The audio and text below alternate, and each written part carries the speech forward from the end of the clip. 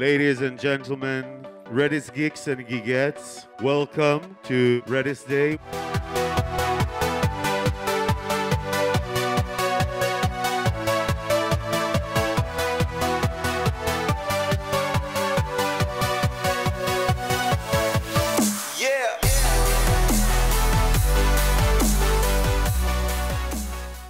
So hello everybody, I'm Etan, I'm a team leader at Dynamic Yield.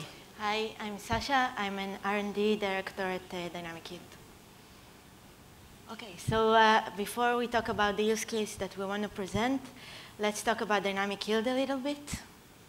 Okay, so Dynamic Yield is a customer personalization platform. It allows marketeers to optimize and personalize experiences for the end users across mobile web, mobile apps, and emails. We have 600 million unique users per month. We generate 10 billion of unique page views and 600 billion of events.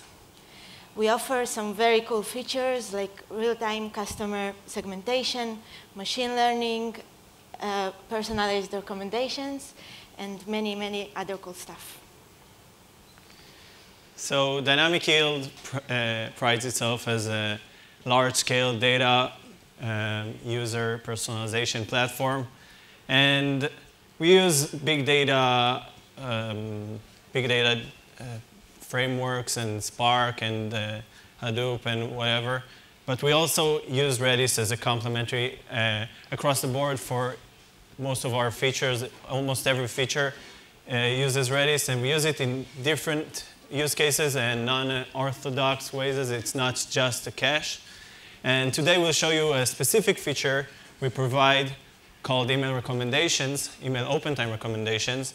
In that feature, we use Redis as an index over MySQL.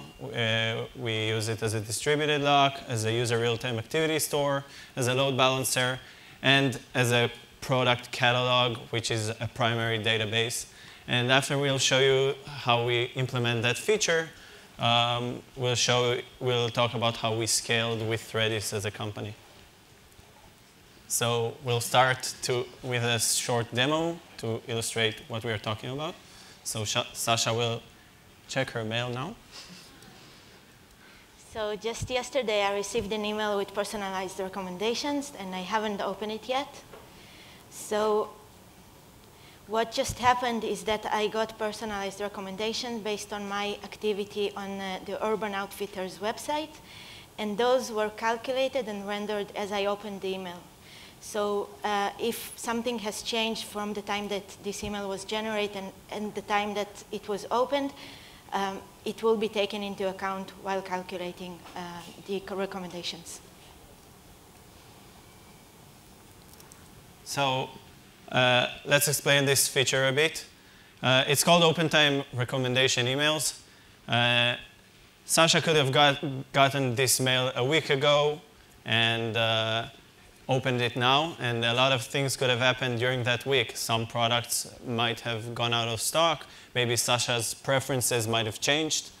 So rendering the recommendations upon upon the open time generates the most relevant recommendations for her.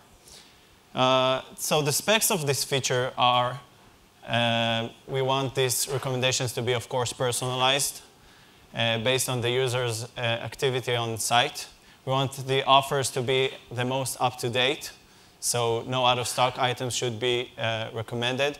We want to provide a consistent experience, so if a user opens the same mail he opened the second time, he will see the recommendations he saw the first time. We want to track the user's interactions. If he chose a specific item, we should know about it, and we'll use a feedback loop and increment his preferences according to that choice. We want to provide our marketeer customer the option to create an HTML template upon which the data will be rendered, the data from the products itself. And the challenge here is that this is sent by mail, and we can't use any JavaScript or client-side logic. So the entire logic here is implemented server-side. let's review the flow. Can you hear me? Okay. So let's review the flow of this feature. So here is what an email would look like. Okay, now we can. This is what an email would look like. We have a recommendation widget here with 3 items. We must have unique items in the widget. Showing 2 identical items is really a waste of space. And actually, each such item is an image that is sourced to our email open time service. So please note that all these images can fetch their source at the same time, so they can reach different servers. So once the request reaches the server, it first fetches the settings of the campaign from the settings store, which is a Redis. Then one of the servers will acquire the distributed lock, which is also implemented with Redis. And this lucky guy will be the one that goes and fetches the recommendations from the recommendation module or service. The recommendation server will try to calculate the most appropriate recommendations using the real-time on-site activity store and the historical data of the user that can span a few years back. And contacting this user DB store is also done using Redis. So once the recommendations are calculated, they are sent back to the email open time servers, to the single email open time server that executed this request. It will then store the results in the cache, and then each of the servers will be able to proceed to the last step, which is fetching the recommendations from the cache and rendering the image that should be sent in the email. Okay, so let's talk about, we've seen that we use Redis in a lot of cases here, so we'll go over these use cases. So the first use case is the settings store. The first step for this flow is for the server to fetch the email campaign settings, which can contain the recommendation strategy, either personalized or maybe show recently viewed items.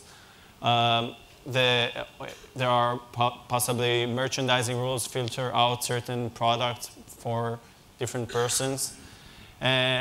So the customer, so what we do here is instead of using Redis as a cache, we index all of the settings as they are saved by our admin application. And what it enables us is not for the server not to even know about the existence of any MySQL database. So this allows us to be real-time and scalable and fetch the settings in an optimized manner. The flow is simple. When the marketeer saves his experience in the admin app will save it into MySQL and then send a notification through a Redis queue. One of the indexing workers will fetch this request and fetch the data from the MySQL and store it in Redis. Another advantage to this approach is that the changing of the settings is real-time and there is no logic with TTL or cache invalidation, and thus no thundering herds that can bombard the MySQL. The second step is distributed lock. So why do we use the distributed lock in the first place? As stated earlier, each image rendering is a different request. So each request, so if we would implement it that each request will fetch the recommendations for itself, there could be inconsistencies between the requests and there could be maybe duplicate items being returned, and we don't want that to happen. And we also want that once the user clicks on an item, it will be associated to the same image that he saw. So we also want to avoid loading the recommendations module, which is using more heavy resources. How we do it, we use Redis as a lock. Redis enables it since it's in its nature, it's mostly single-threaded. We use, there's a common pattern for implementing it using setnx command, and the full way to implement it and the full pattern is documented in Redis.io. And also, it's worth mentioning that it's really scalable, and the lock is pair open. So we can distribute the lock, we can create locks in different servers, and there's no hotspots here.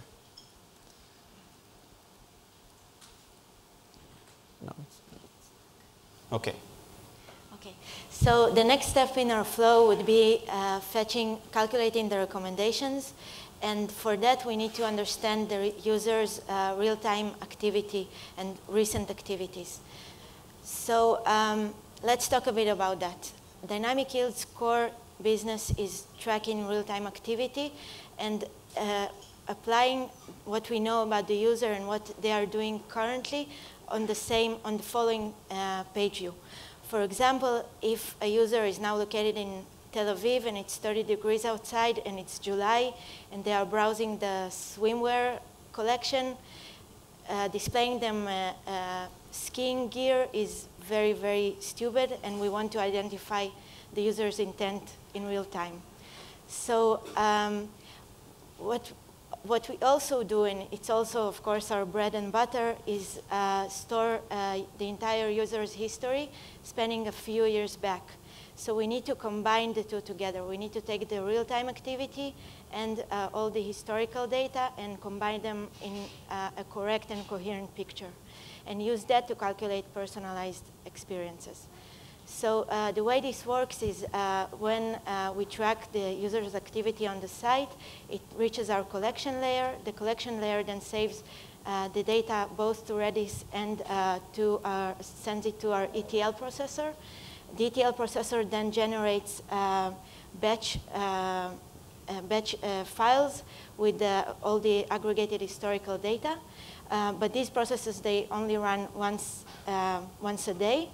And the real-time data is stored in Redis, and it's available with the 48 hours TTL, so we can always have the complete picture.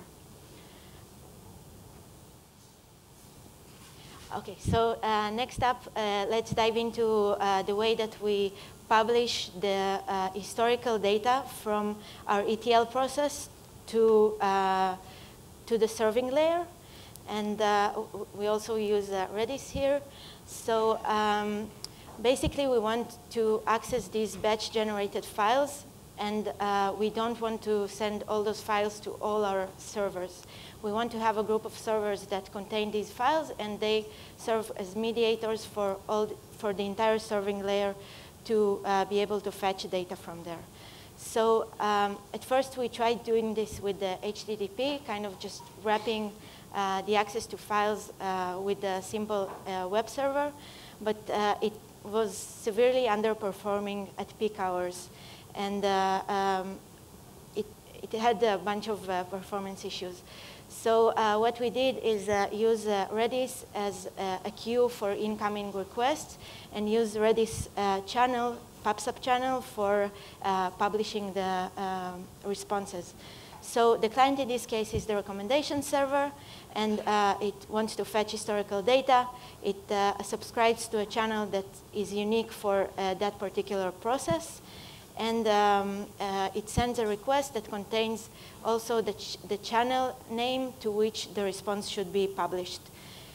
The server blocking POPs from the queue, processes the request, publishes it to the channel, and the client immediately knows, is aware of the data. So after obtaining lock, server fetched the recommendations and stored it in the cache, the last step is for each server to render the HTML using the product attributes. So let's talk about the product catalog store, which has a lot of history. So why do we use a product catalog store? We want to use it across the board.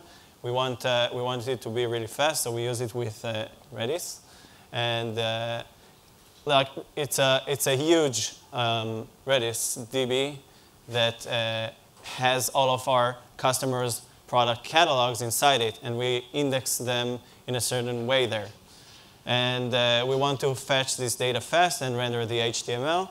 And so this server, but across the board, we use it in other bash servers as well, fetches the product catalog and fills the HTML template using these attributes of the products that were recommended at open time. So to sum it all up, the server returns the image to the client. The client sees now the image. If the client clicks one of the images, will fetch the recommendations from the cache, and we know the redirect URL, and we can also track the decision of the user and feedback it into our system.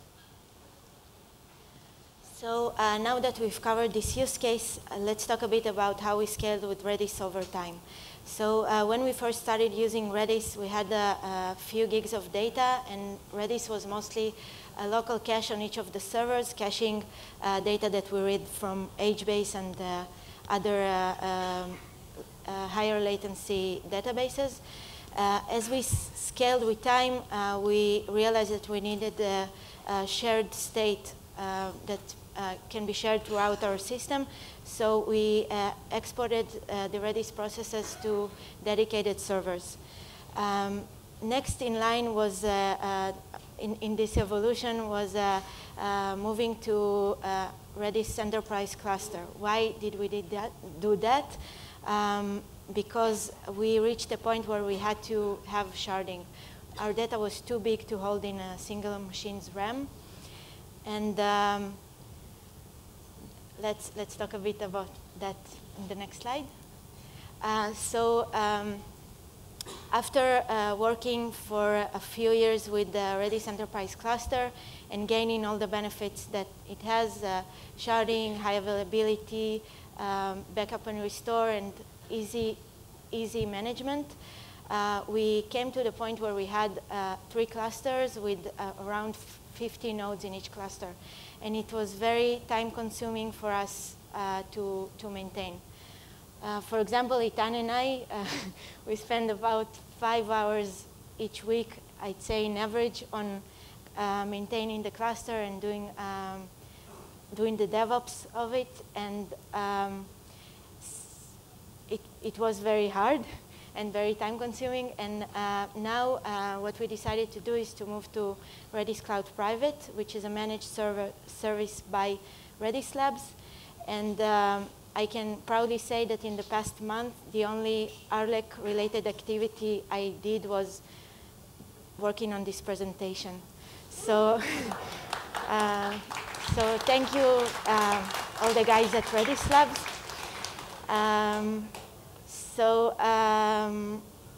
Another cool thing about Redis Cloud Private is that there are no security concerns here or kind of concerns of losing control over your setup, because we have all the infrastructure for Redis Cloud Private on our own AWS account, and we don't lose a grip of what's going on. The next step was for us to move to Redis on Flash, and this also so far is proving very successful. Since we have all these product catalogs, and there's a long tail of products that are not used frequently, and a bunch of products who are very popular and used very frequently, we can really benefit from storing the cold keys, the cold values on Flash instead of RAM. And we cut our infrastructure costs significantly while maintaining, on average, a very good latency. Another thing we picked up along the way was, so let's talk about this product catalog store. We have different catalogs from different customers being stored in the same Redis. And we wanted to allow various applications across the board to perform maybe multiple key operations. So there's a trade-off between storing your data on shards, distributedly on shards, and or maybe storing the same data on the same shard. If we take the entire product catalog and put it on the same shard, we guarantee that we can make multiple key operations, which can be, and the benefit from it is lower network latency, and reduce the network overhead significantly, which is usually the bottleneck with Redis. But eventually what happened was that some of our some of our customers had huge catalogs, and some of them had really small catalogs. So eventually we had really uneven shards. Some of them were huge, some of them were close to 50 gigs or more, and some of them were really small, like megabytes. And we couldn't, it interfered with our scaling out. So what we did was we wanted to distribute the data between shards and maintaining the even shards so that we can scale out more easily, but still maintain the logic, application logic that can fetch multiple items on a single round trip. So we had to do some application modification for us to distribute the data in this manner, and it eventually helped us scale out better and eased our way into Redis and Flash as well. Summing it all up,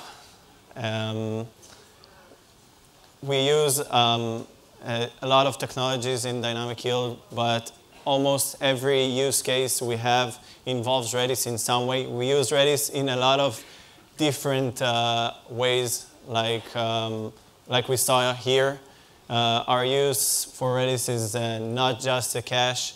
It can serve as an index, as a lock, or even a load balancer.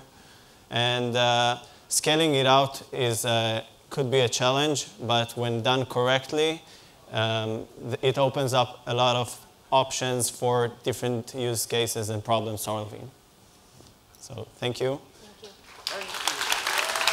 Thank you very much, Sasha and Etan.